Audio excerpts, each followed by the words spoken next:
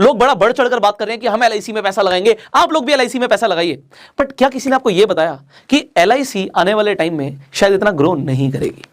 LIC definitely profit बनाएगी, पैसा तो बनाएगी, बट वो ग्रो उतना नहीं करेगी। अब मैं जो ये बोल रहा हूं, मैं क्या बोल रहा हूं, हो सकता है आपको ना भी समझ आ रहा हो, क्योंकि सब अगर तारीफें कर रहे हैं तो ये थोड़ी सी अलग स्टेटमेंट हो गई ना, थोड़ा कंट्रोवर्शियल स्टेटमेंट हो गई जो मैं बोल रहा हूं, बट मैं आपको बताऊंगा मैं ऐसा क्यों बोल रहा हूं।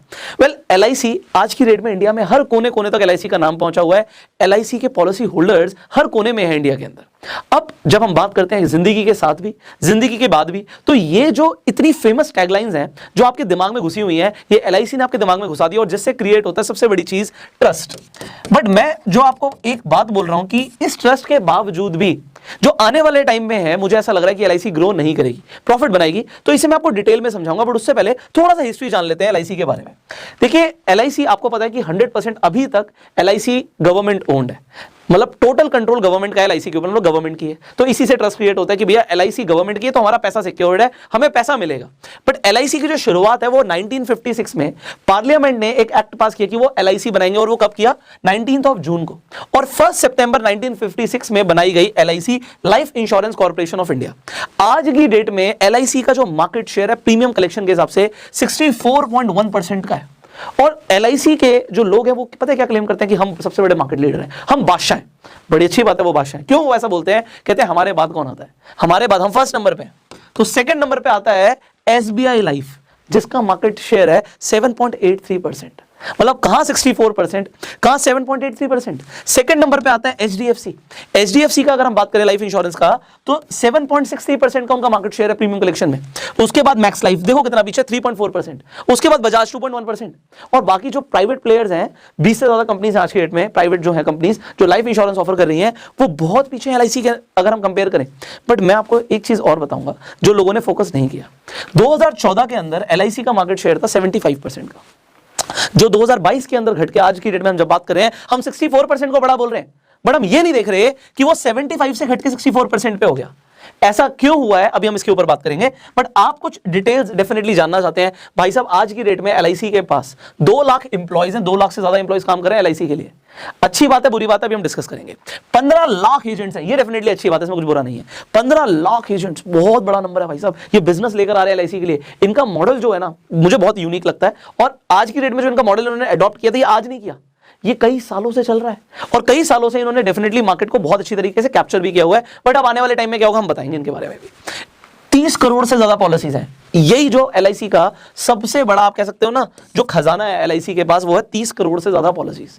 ये क्यों नंबर इतना बड़ा, इसके ऊपर मैं अहमियत क्यों दे रहा हूं, इसके ऊपर भी बात करेंगे। और आज की डेट में वैसे जो कंपनी ने रेड हेरिंग प्रोस्पेक्टस फाइल किया है, डीआरएचपी बोलते हैं, तो उसके अंदर अपनी वैल्यूएशन नहीं बताई है। बट लोगों ने इंडस्ट्री के हिसाब से एक एस्टिमेशन लगा के बताया कि तकरीबन 15 लाख करोड़ की वैल्यूएशन के हिसाब से कंपनी पैसा मांग रही है। आईपीओ के अंदर कंपनी जो एलआईसी की हम बात करें, 5% अपने स्टेक डाइल्यूट कर रही है। अभी तक 100% सारे स्टेक्स गवर्नमेंट के पास है। 5% हो गए 31.6, मतलब 31.6 करोड़ शेयर्स कंपनी निकाल रही है आईपीओ के अंदर। अब इसमें एक अच्छी बात क्या है कि 10% का कोटा रहेगा, 10% एक तरीके से रिजर्व रहेगा पॉलिसी होल्डर्स के लिए और कंपनी के एम्प्लॉयज के लिए। और ये चीज जानना ज्यादा जरूरी है। अगर आप लॉन्ग टर्म के लिए इन्वेस्ट कर रहे हो कि कंपनी की ग्रोथ होगी नहीं होगी, तो वो भी हम समझ लेते हैं, क्योंकि आपको ना एक डीप अंडरस्टैंडिंग देना मेरा फोकस रहता है। तो छोटी सी बात जाननी थी, अप्लाई करना नहीं करना, घर में जितने भी लोग हैं ना, सबके डीमेट अकाउंट आज ही खुलवा लो। तो डिस्क्रिप्शन कमेंट बॉक्स में लिंक है, आप जाके आज ही अपना डीमेट अकाउंट खुलवा सकते हैं। और दूसरी चीज हम बात कर रहे हैं कि पॉलिसी होल्डर्स को अलग से बेनिफिट हो रहा है, क्योंकि वहां पे 10% का एक तरीके से कोटा है, एक रिजर्वेशन है कि 10% एम्प्लॉइज और पॉलिसी होल्डर्स के लिए रहेगा। तो आईपीओ में अलॉटमेंट के चांसेस ज्यादा है, क्योंकि सबको आईपीओ नहीं मिलता। तो अगर आपके पास एक डेफिनेटली एक प्लस पॉइंट है और आपके पास एलआईसी की पॉलिसी है, तो आप डेफिनेटली अपना डीमैट अकाउंट खुलवा लीजिए। अगर आप चाहेंगे तो हम एक और स्पेशल वीडियो बना सकते हैं जिसके ऊपर मैं ये बताऊंगा कि पॉलिसी होल्डर्स को किस तरीके से बेनिफिट मिलेगा, और दूसरी चीज उसके लिए आपको करना क्या पड़ेगा। तो अगर आप चाहते हैं उसके ऊपर हम वीडियो बनाए तो आप कमेंट कर सकते हैं। अब 63,000 करोड़ कंपनी मांग रही है 5% स्टेक के लिए। 31.6 करोड़ शेयर्स के लिए कंपनी क्या मांग रही है? 63,000 करोड़ रेज करना चाहती है। इंडिया के इतिहास में इससे बड़ा आईपीओ नहीं आया है। और इस आईपीओ के बाद कंपनी की जो वैल्यूएशन है ऑलमोस्ट रिलायंस के बराबर है यार। तो कंपनी इंडिया के अंदर अगर हम बात करेंगे, ये 5% अपने स्टेक्स डाइल्यूट करके आपको देखेगा कि मार्केट में टॉप प्लेयर बन चुकी है, टॉप पर आ चुकी है। क्योंकि इससे पहले पेटीएम ने 2021 के अंदर, जो कि आईपीओ फ्लॉप किया, मैंने आपको बोला था पैसा मत लगाना, तो 18,300 करोड़ रेज करे थे आईपीओ में। उससे पहले 2010 में आईपीओ आया था कोल इंडिया का 15,500 करोड़ का, और उससे पहले रिलायंस पावर का आईपीओ आया था 11,700 करोड़ का। बट अब यहां पर देखो 63,000 करोड़, वैसे तो LIC गवर्नमेंट ऑफ इंडिया के लिए सोने की चिड़िया है, क्योंकि लगातार पैसा बना के दे रही है। अब हम बात करते हैं, ये सारे आपको डेटा पता लग गया जो जरूरी था। मार्च में IPO आने वाला है, डेट्स भी सामने आ जाएंगी आपके, सो आप अप्लाई कर सकते हो। मैंने आपको बताया कि डीमेट अकाउंट अगर आप खुलवा लेंगे आपको फायदा होगा। अब मैं वो बात करता हूं जो मैं करना चाह रहा था, ग्रोथ कंपनी की क्यों नहीं है। देखो पहले इंडिया के अंदर क्या था कि प्राइवेट प्लेयर्स एंट्री नहीं कर सकते थे, बट अभी गवर्नमेंट ने बड़ी लिबर्टी दे रही है कि प्राइवेट प्लेयर्स एंट्री कर सकते हैं। आप एक चीज चेक कीजिएगा, आप सेम इंश्योरेंस जितने कभी मान लीजिए आपको एक टर्म इंश्योरेंस लेना है 2 करोड़ रुपए का, तो अगर आपको 2 करोड़ का टर्म इंश्योरेंस लेना है तो आप कंपेयर कीजिए LIC कितना प्रीमियम चार्ज कर रहा है आपसे। और आप, ऐसा नहीं है कि ट्रस्ट सिर्फ LIC का है भाई, ट्रस्ट टाटा का भी है, ट्रस्ट बजाज का भी है। तो अगर टाटा भी मार्केट में अगर आपको मान लीजिए आपको पॉलिसी ऑफर कर रहा है, तो आप लाइफ इंश्योरेंस मान लीजिए किसी प्राइवेट कंपनी से ले लेते हैं, एग्जांपल मैंने टाटा का लिया था, तो आप प्राइवेट कंपनीज का जरा कंपेयर कीजिए कि वो आपसे कितना प्रीमियम चार्ज कर रही है, और आप बड़ा देख के हैरान होंगे कि LIC आपसे ज्यादा प्रीमियम चार्ज करता है। LIC ज्यादा प्रीमियम चार्ज कर रहा है अभी भी। बट अब लोग क्या देख रहे हैं यार, लोग कह रहे हैं यार भरोसा देखो और भी कंपनीज का है। ऐसा नहीं है, जितनी भी इंश्योरेंस कंपनीज है सबको रेगुलेट किया जाता है, और वो भी गवर्नमेंट बॉडीज रेगुलेट करती है। तो ऐसा नहीं है कि लेकर कोई भी भाग जाएगा आपका पैसा। जब आप प्रीमियम किसी कंपनी को दे रहे हैं तो कंपनीज को भी रिजर्व रखना पड़ता है कि वो आपको, अगर आप क्लेम लेने जाएंगे तो क्लेम आपको मिले। LIC का ऐसा नहीं कि क्लेम सेटलमेंट रेशियो बहुत ही बढ़िया, 96 से 97% का क्लेम सेटलमेंट रेशियो है। और अगर आप प्राइवेट कंपनीज का देखोगे तो वो भी अच्छा है, इनसे भी अच्छा ऑफर कर रही है कई सारी कंपनीज। तो अब बात करते हैं कि भैया एक तो मुझे सेम, अगर 2 करोड़ का मेरे को टर्म इंश्योरेंस लेना था, मैं LIC में ज्यादा पैसा दे रहा हूं और मैं प्राइवेट प्लेयर्स को कम पैसा दे रहा हूं। कई सारे ऐसे फीचर्स हैं जो LIC में नहीं मिलते हैं, जो कि आज की डेट में प्राइवेट कंपनीज ऑफर कर रही हैं। तो बात करते हैं जब कंपटीशन की, देखो LIC के लोग तो यही बोलेंगे कि हम कंपटीशन से नहीं डरते, और मैं LIC में यहाँ पे एजेंट्स की बात नहीं कर रहा, मैं LIC में जो काम कर रहे हैं उनकी बात कर रहा हूँ। पर डेफिनेटली कंपटीशन का एक फेयर है, क्योंकि मार्केट में उनका जो आप देख रहे हो मार्केट शेयर लगातार कम होता जा रहा है। मैंने आपको एक एग्जांपल दिया था कि सिर्फ और सिर्फ अगर हम एक डेटा ही ले लें, 2014 से 22 की बात करें, तभी इनका मार्केट शेयर कम हो चुका है। एंड आने वाले टाइम में अगर कंपनी लगातार ज्यादा प्रीमियम चार्ज करेगी, अपनी सर्विसेज को और बेटर नहीं करेगी, तो होगा क्या, और अपने कुछ नए प्रोडक्ट्स इनोवेशंस नहीं लेकर आएगी, तो मार्केट में जो नए प्लेयर्स हैं वो मार्केट शेयर लेते चले जाएंगे। क्योंकि आप आज की डेट में एक चीज को कंपेयर कर सकते हो, डेफिनेटली हम इंश्योरेंस को बैंक से कंपेयर नहीं कर सकते, बट आप बैंकिंग सर्विसेज, आपके पास भी मल्टीपल बैंक अकाउंट्स होंगे, आपके पास हो सकता है पब्लिक बैंक अकाउंट में भी पैसा हो, प्राइवेट में भी हो, बट आपको किसकी सर्विसेज बेटर लगती हैं? आप खुद कहेंगे जी प्राइवेट की बेटर लगती हैं। और आज की डेट में ना गवर्नमेंट डूबने किसी बैंक को नहीं देती, येस बैंक को भी डूबने नहीं दिया, तो अब डूबने नहीं दिया, वहां पे भी बचाने आ जाती है। तो ऐसा नहीं कि कोई प्राइवेट कंपनी के साथ आप इंश्योरेंस ले रहे हो और कल को कंपनी डूब जाती है तो आपका पैसा जीरो हो जाएगा, ऐसा नहीं होता है जनरली। तो अब है क्या चीज, एक तो सबसे बड़ी चीज है प्रीमियम ज्यादा कलेक्ट कर रही है, प्रीमियम ज्यादा कलेक्ट कर रही है। और अगर लोगों को लगातार ये लगता रहा कि LIC का इंश्योरेंस महंगा है और सिर्फ ट्रस्ट के नाम पर लोग, अगर आप बोलते हो कि ये खरीदते रहेंगे, ऐसा नहीं है। अब दूसरी चीज, इनकी सेल इतनी ज्यादा क्यों है और इतना ज्यादा बड़ा नंबर क्यों है, उसमें डेफिनेटली आ जाते हैं आपके, जो मैंने बताया था एम्प्लॉयज का यहाँ पे रोल नहीं है, इन एजेंट्स का रोल है। ये जो 15 लाख एजेंट्स है ना, ये आज की डेट में LIC के एजेंट्स तो हैं, बट आप LIC के किसी भी एजेंट से पूछिए क्या मुझे किसी और कंपनी का भी आप इंश्योरेंस दिलवा सकते हैं, दे सकते हैं, वो कहेगा हाँ बिल्कुल दे सकते हैं, बताओ कौन सी कंपनी का चाहिए।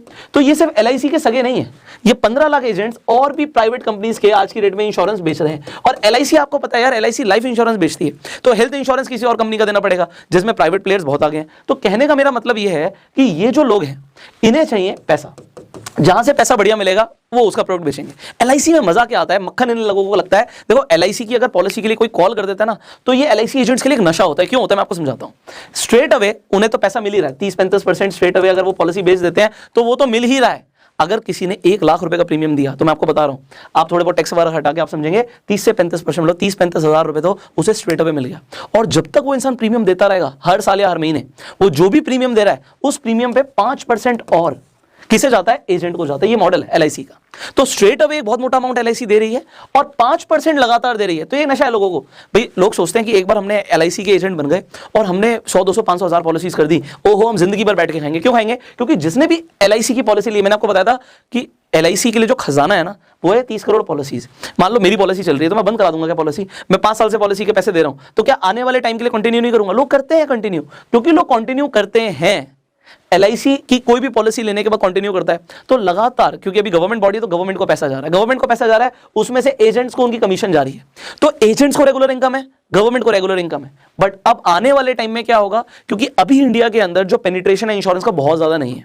ऐसा बोलते हैं डेवलप्ड कंट्रीज के हिसाब से देखें तो GDP का 7% के आसपास इंश्योरेंस सेक्टर से आना चाहिए, जो कि अभी तक इंडिया में आसपास भी नहीं है।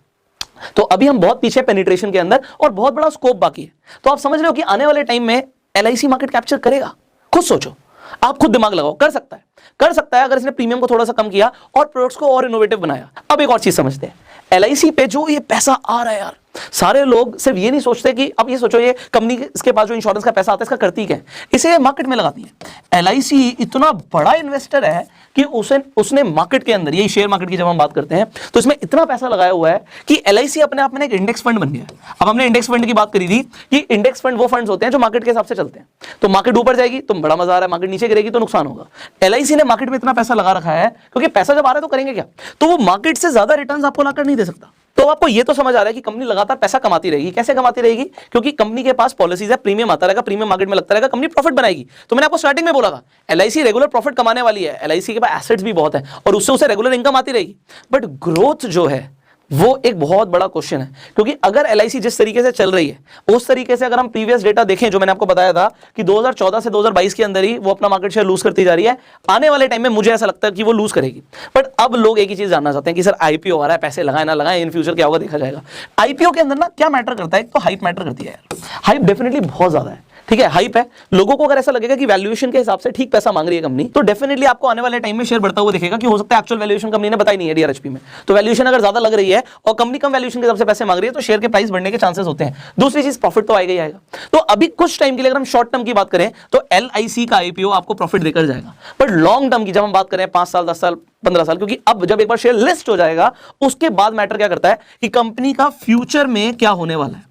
तो शेयर मार्केट में जो आपको प्राइस दिखता है ना किसी भी शेयर का, वो बहुत अच्छा इंडिकेटर होता है इस चीज का कि कंपनी आने वाले फ्यूचर में क्या करने वाली है। अगर वो फ्यूचर में बहुत अच्छा करने वाली है तो शेयर आपको भागता हुआ दिखेगा, और अगर ऐसा इन फ्यूचर दिखता है कि बहुत अच्छा परफॉर्म नहीं करने वाली LIC तो शेयर गिरता हुआ भी दिख सकता है। तो अभी के लिए IPO में पैसा लगाना है, आप लगा सकते हो। IPO में आपको बेनिफिट मुझे तो ऐसा लगता है कि होगा। अभी जैसे जैसे और इन्फॉर्मेशन हमारे सामने आएगी तो हम दोबारा भी वीडियो बना सकते हैं LIC के ऊपर, जब IPO आने वाला होगा उससे पहले हम, अगर आप चाहते हैं दोबारा वीडियो बनाए तो आप कमेंट कर सकते हैं, उसके ऊपर भी हम वीडियो बना के आपको देंगे। I try to give you a fair opinion. आपको ये वीडियो कैसी लगी, again you can tell in the comments. इस वीडियो को शेयर कर सकते हैं क्योंकि बहुत सारे लोगों को बहुत सारी इन्फॉर्मेशन सिर्फ एक ही वीडियो से मिल जाएगी। सो share this video with your friends and on social media जहां पे भी आप मौजूद हैं। इस वीडियो को अपना प्यार देने के लिए लाइक कर दीजिए। फेसबुक पर वीडियो देख रहे हैं फॉलो कीजिए, यूट्यूब पर देख रहे हैं सब्सक्राइब कीजिए, बेल आइकन पे क्लिक कीजिए। अभी तक आपके पास डीमैट अकाउंट नहीं है तुरंत खुलवा लो, लिंक डिस्क्रिप्शन कमेंट बॉक्स में है। बिकॉज बिना डीमैट अकाउंट के आप IPO के लिए अप्लाई नहीं कर सकते।